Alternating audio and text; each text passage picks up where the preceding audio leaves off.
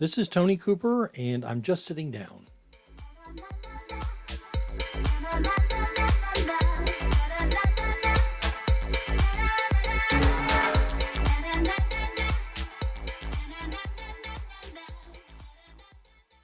Okay, so here we go. Alrighty. So we're getting back to Costa Rica now. This is part two.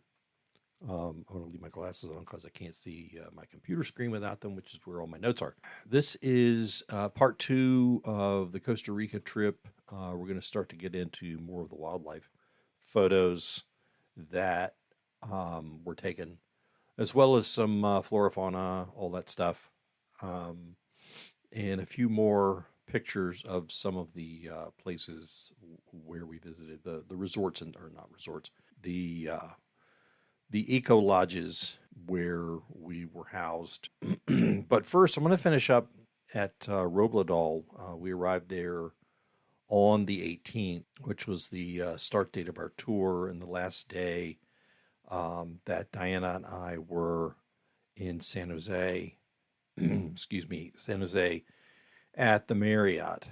We traveled there earlier in the day, and of course did some walking around and just getting a feel for the lodge area, and it was really nice. By the time we had got there, we had gotten an email from our guide, who's Ben Canote, and he's a very experienced guide. You wouldn't know it by first looking at him, though. At the time of our trip, I think he was 27, and very self assured young man. He knew what he was doing, he knew where the animals were. He spoke considerable native tongue, Spanish. I'm sure he speaks other languages as well, or some parts of other languages, just enough to get by. But he did a great job with our driver, and had a couple of conversations with Diana, who also speaks quite a bit of Spanish. But we were getting together that evening, the evening of the 18th, around 6:30 for dinner. Made some introductions, talked about what our specific expectations were. Ben took notes and discussed the rest of the tour. One of the things he was at the time that he was ensuring that we're all aware of is that there's going to be a mix of hot and cold, lowlands, rainforests, highlands, and by highlands I mean way up in the mountains. By rainforests I mean literally that there were rainforests, usually associated with some of the mountain ranges, or in fact, um, volcanoes. So there were lots of interesting places that we went. So we had a nice dinner. We all talked. Everybody kind of revealed their specific goals. There was an older retired couple. They were retired teachers, and I think I think the gentleman was 80, and maybe his wife was a little bit younger than that, which made no difference because they kept up with everybody the whole time. So no big deal there. The other couple were from Canada, and they were specifically going for best shots, best lighting, best composition, best moment kind of stuff, because they're competitive shooters, and that's perfectly okay too. There's lots and lots of room out there for different kinds of photography work from a variety of people.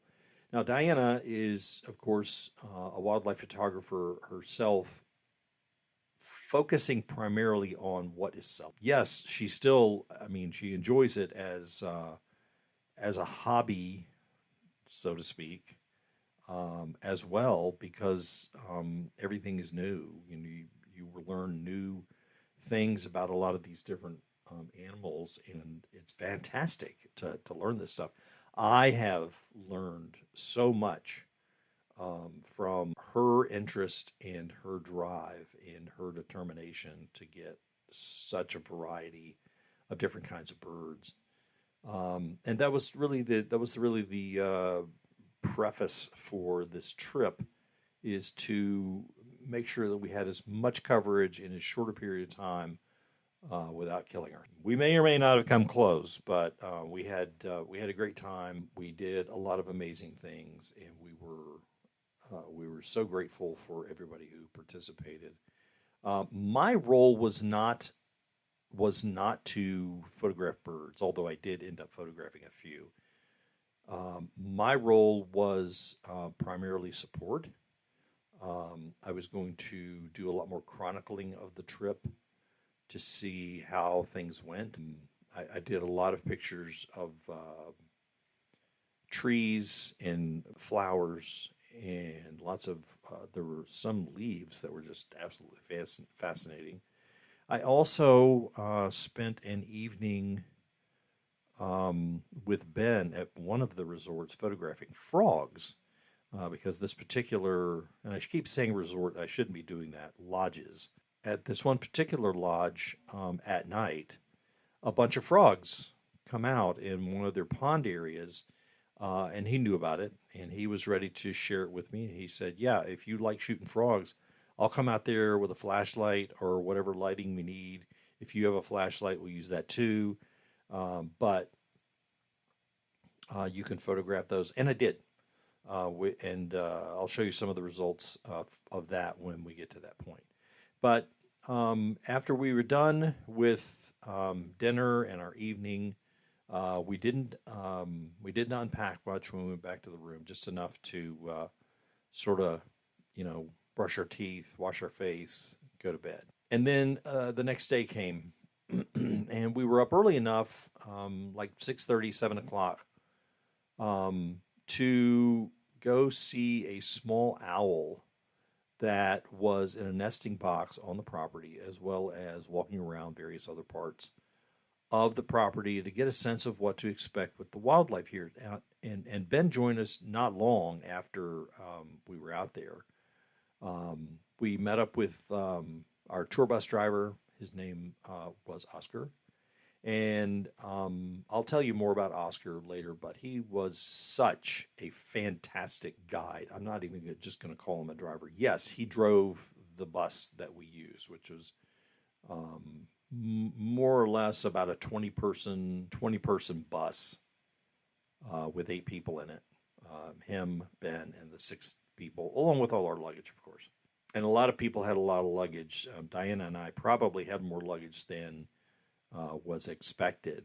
We had 2 bags with our clothes and our essentials, and then we had my camera bag, and then Diana's camera bag, and then my backpack, which has my computer in it.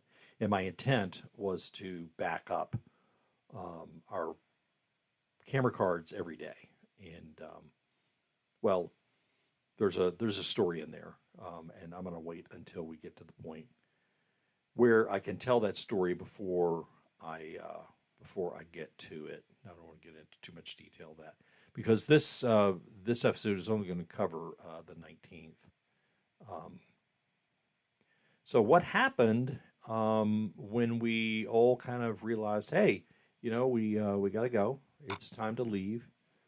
Ben was pushing us along, make sure that we were all ready to go, and make sure we didn't forget anything in our rooms. And we were ready to head out by late morning. I would say 10:30. Our first adventure was well north of San Jose, but we did have some stops. Along the way. So we're traveling along, and when you're around the big city, of course, there's lots of paved roads. I mean, this is not a third world country by any stretch of the imagination, and the roads are really nice. And we started heading into some of the mountainous areas where we were going to stop for lunch and get to see some of the areas where people specifically set up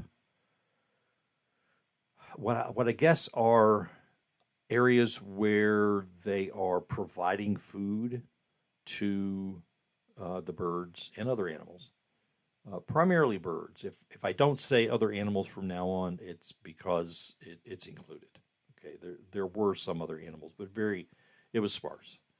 We had plenty of birds. So our first stop was a hole in the wall, really, and it looked like someone had once set up a taco stand, and I don't mean that offensively. I mean that in the regular sense of the word, that like side of the road street food, and it was a cool place because there was a gift shop and there was food was available, and of course there was an area where you can photograph lots and lots of birds that came in, and you'll see some of them. They're going to be up here as we go. And if you want to see more of that bird, just pause, even zoom in if you need to, because some of them are just amazing. But there were lots of birds. There was like I said, there was a gift shop, and we picked up a couple things, but we didn't go overboard just yet. We didn't go overboard really until we got to our last stop. And then we were on the road again. So, and what I mean by on the road again, we were back in the bus, and this is really kind of where we spent a lot of our time over the next, I guess, 13, 14 days. Okay, until May 4th, when we got back to Hotel Robledal. So we did see some other birds on the way out. At some points, we would stop, almost in the middle of the road, because it wasn't a heavily traveled road. There were some amazing birds, and everybody's looking for them. Primarily Ben and Oscar, who was again the guide driver, and because they know they're going to be there. They've been in this country. Oscar's lived there his whole life, and Ben has been there 4 or 5 times already. So he knows where to look for things. And once we got to kind of a point where we started turning off of main roads and stuff like that, a lot of the roads were primarily gravel. Now, when I talk about gravel roads in Costa Rica, I kind of mean it looks like it should be fairly flat, and it wasn't like the crusher run type of gravel that you have in many small subdivisions in the United States. It felt like this had all been packed down, like it was it was asphalt, but it isn't. But like any type of roads like that are subordinate roads, not main. There is a considerable number of potholes, and we're not talking potholes like bump. We're talking about potholes like you have to slow down to 2 miles an hour, go around the pothole, only to be met by another pothole which isn't quite as dangerous.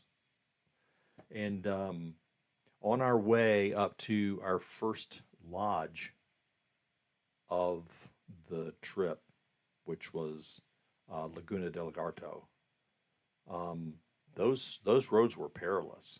And of course, I was making jokes the whole time, basically saying, that I finally found some roads in another country that were worse than West Virginia's, and I only point out that observation from the standpoint that there was a lot of moments where we would slow down, get our bearings, to get around some of the things. And obviously, there's lots of splashing and things like that. So we continued on to Laguna de Legarto. We got there early afternoon, say like 1:30, 2 o'clock.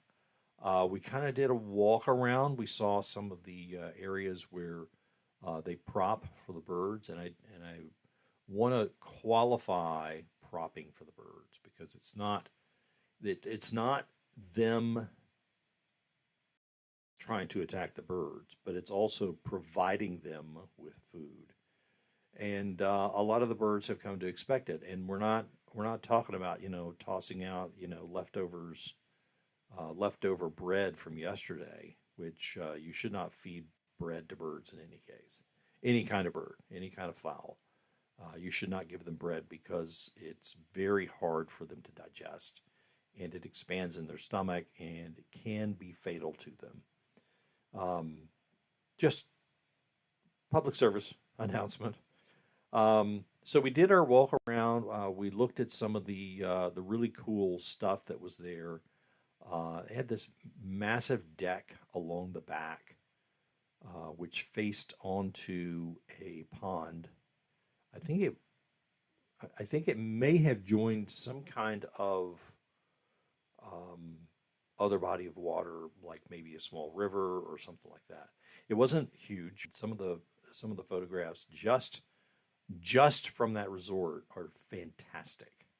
They're just, of course, we're in awe because it's our first time seeing tropical birds in the wild. Even though they were drawn in by food, they were a considerable distance from us. We were in no way able to touch or greet or meet the birds, and they never wanted to come over to where we were. They wanted to be where the food was, and sometimes they would just come and hang out. They weren't looking for the food. They were looking to see what was going on. But hey, that was great. So after we did our walk around, we checked in to the hotel. We were there a little early, so we eventually did get to check in. The rooms were very Spartan. They didn't really sport a lot of decoration. Each had better beds, screens for the windows, well, half the windows, because it was like a slide open close kind of thing. So the half that you could open had a screen, so you didn't have to worry about um, being attacked by bugs. And as an aside, despite the fact that this is a tropical country and it's higher humidity, constantly elevated um, warmth, we really did not have any bug issues. We did not really have any mosquito problems, despite what we had read leading up to our trip planning. There were not a lot of ticks. In fact, there's almost no ticks in this country. And similarly, other types of bugs, chiggers, and other creepy crawlies that are all over you. Because hey, fresh meat. That we didn't really see a lot of that, and especially the mosquito thing, which was great. Yes, there were mosquitoes, and no, they were not massive. They were just regular mosquitoes. But we stayed protected, for the most part, the whole time. We used bug spray, or we used bug spray wipes, whatever. We used, enough of the stuff that kept them away from us. So the rooms did not have air conditioning, and at first I was a little bit taken aback by that because I do not sleep well in heat. But you're in a country that has this amazing wildlife. You're probably going to make a few exceptions, and I certainly did. I didn't like it at the time. I whined about it mostly to myself and to Diana and maybe a little bit to Facebook. It was fine. It was fine. I was warm, but they did provide us with fans. We were even able to get an extra fan because we had one in the room and it was oscillating between us. and then I would be like 90 degrees, and then I would be 80 degrees. Yes, I know the temperature doesn't change because of a fan, but I would be cool because of the fan, and then I would be hot because the fan was not on me. So having two fans meant that we both had plenty of air going at any given time. There was a limited shower and bathroom. It was. I think the place looked like it used to be kind of a summer kids camp or year-round kids camp, for all I know, because it was set up so that there were, a bed or two or three in one room, and then there was a hallway, and at the end of the hallway, which was just like right next to our our door to our room, right next to that, right there was the bathroom where there was a sink just inside. Sinks are slightly more elevated in this country, I found. They're more, instead of being like mid thigh level for most people, they were more like waist level or even higher in some cases. Um, it seems to make sense to me because what are you doing at the sink if you're not kind of bending over to wash your face or brush your teeth or whatever it is? But and it was fine. That was no problem to get used to. There was also a toilet, and there was pretty much wherever we went, there was everybody wanted you to know that the only things that go in the toilet are the toilet paper and whatever it is that you deposited there. So don't put anything else in there. Don't put any other types of products or anything else in the pot because it's just going to cause problems. And we didn't. There was also a fairly big shower. One of the things about the showers, most places we went, is that the drain isn't under or near or centered or at the front of the shower. Instead, it's like at the back edge of the shower. And of course, everything is kind of angled, so it all kind of flows that way. That will become significant um, a little later. Um, I just I just want to make sure you understand that I'm not going to leave anything off of this. So anyway, we got our we were going to be there for I think it was 2 nights, whatever it was, 3 nights maybe. But this was our first best opportunity to do a bunch of stuff. There were several things that we were going to get um, a lot of coverage for a variety of different types of birds and other wildlife. We had the opportunity at one point to see some amazing snakes, some beautiful frogs, and of course, um, predatory birds such as vultures and other types of just really big birds, as well as the colorful ones like toucans and other types of birds, which I'm going to go into in the next episode. But they were also feeding us at this place, and meal times were pretty much set. I think 7 or 8 o'clock in the morning was breakfast, and all meal times were for like a 1.5 to 2 hour window period, and you were done. Now they left coffee out throughout the day, and that was good for me. All the coffee was excellent. It's all locally grown, locally roasted, and there was always plenty of it.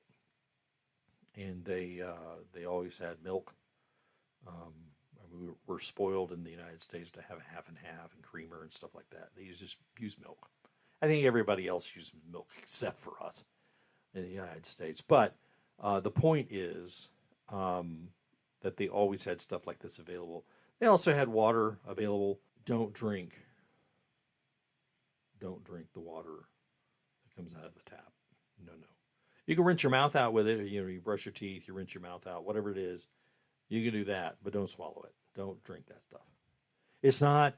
It tastes okay. It's safe to drink. There's no toxins in it. It's all very pure and natural. But there are some kinds of minerals in there that did terrible things to my intestines. And it took me several days, if not week or so, to recover from having had water on the first day or two that we were there. It lasted several days that I was having the problems, and and that played a role in how we were able to manage things that were going on. And by manage, what I mean is there were there were lots of times where you know when you get to my age, and at the time I was 63. When you get to my age, you've been doing certain things, at a certain time of day. I get up in the morning here at home. I get up in the morning, relieve myself if I need to, go to the kitchen, make my coffee, make my breakfast. Same for Diana. I make her tea. I make her breakfast and usually her lunch if she's going into the gallery, which is her shop. And it's usually not until much later in the morning that I take my constitutional. But here, I mean, there was no. My body said you're going to end up changing your schedule here, bud. And I'm sorry about that, but that's the way it is. But each of our days, we were always up early. Some days were earlier than others. But the objective was to make sure that we got to the birds during their prime feeding time, their prime appearance time, because it's cooler in the day or in the very early morning than it is during the day, and they want to go to the shade, and don't want to be bothered by you. They don't want to be bothered by anything. They just want to they want to rest because they're coming out later in the afternoon as well. Sometime between 4 and 6, we were we were out there again, and after 6 or so, most days, there was nothing to see anyway because all the birds were back in their favorite perch. They weren't eating. They would only come in the morning, and that was fine. Um, uh, the first night of sleep, like we said about the fans, um, we did ask if we could get an extra fan, and Ben found us one right away.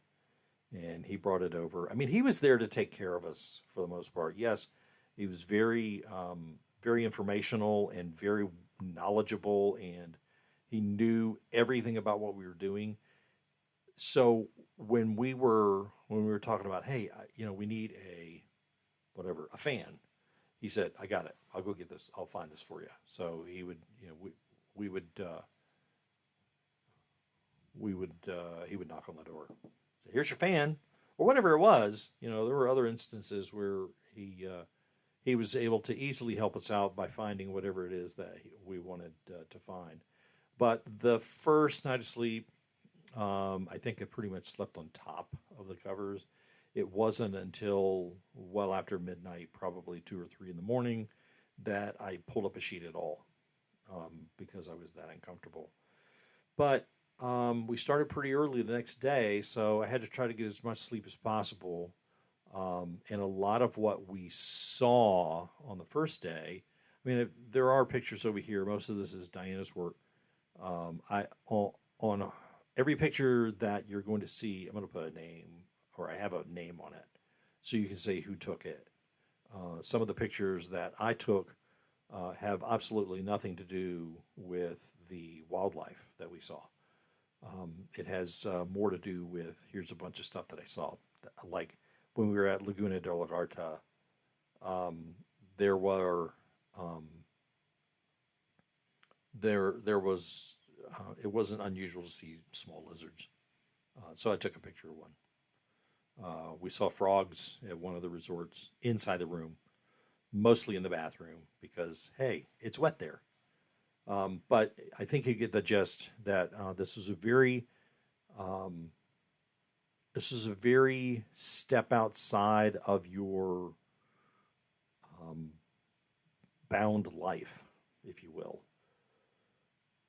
Um, And since this was my first occurrence of chronicling a trip this big, I did it by um, typing up, or I use my tablet mostly to do features. A feature of, for example, saw some birds on the way out, gravel road from hell, Laguna de Legarto, walk around, check in. And the objective was that I was going to get back home and I was just going to record all this. Didn't happen. Life.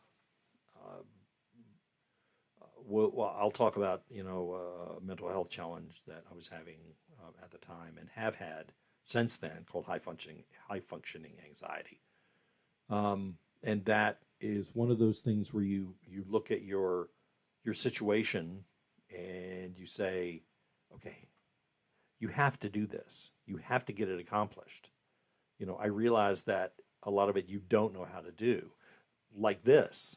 I mean, it took me, 4 years to get to the point where I was comfortable enough with the process and having learned quite a bit about filmmaking that I could actually create these videos and create these podcasts and show all the pictures without looking like a goober. So that was it for the first full day out and about. I think you're going to love some of what we've seen. I'm going to attach a few things to the end of this. There were a couple of videos that I took of a waterfall. There's another waterfall too. I need to find that. But either way, it was a good first day, even with the potholes, which were weird. I've never seen potholes this deep. But it was a great first day, and even with not having slept, we still managed to do quite a bit the next day. And I'm going to end this episode, and we're going to move on to the next one. We're going to start up on the Monday, the 20th, which was kind of our first full day at one of the lodges with all of the other stuff going on. And there was a wee bit of conflict about where certain people were supposed to be at a certain time, and I'll get into that. Like I said, I'm not holding anything back. I want you to know how this trip went, and how issues were resolved, if there were any. But for now, I'm going to leave you be. I hope you are enjoying what you're seeing, what you're hearing, and I would love to hear your feedback. And as always, I only repeat this every few episodes. I'm not going to repeat it every time. If you are an artist, if you are a mental health professional, or if you have mental health issues, I would love to talk with you. If for no other reason, just to say, hey, I get it. I understand. I'm in the same boat. I'm ready to talk about it. I'm ready to work with you. But I would also love to be able to interview you if that is something that you are comfortable with. I did an enormous and wonderful interview with Ben, our tour guide, on this, but it was like a year and a half later that I did the interview. I am in the process of interviewing Diana, who is an accomplished artist. You've already seen some of the other stuff that I've done interview-wise. And I'm looking forward to you seeing all of it. For now, though, it's time to go. And I will see you on the next one. Everybody take care. Be careful out there. Peace.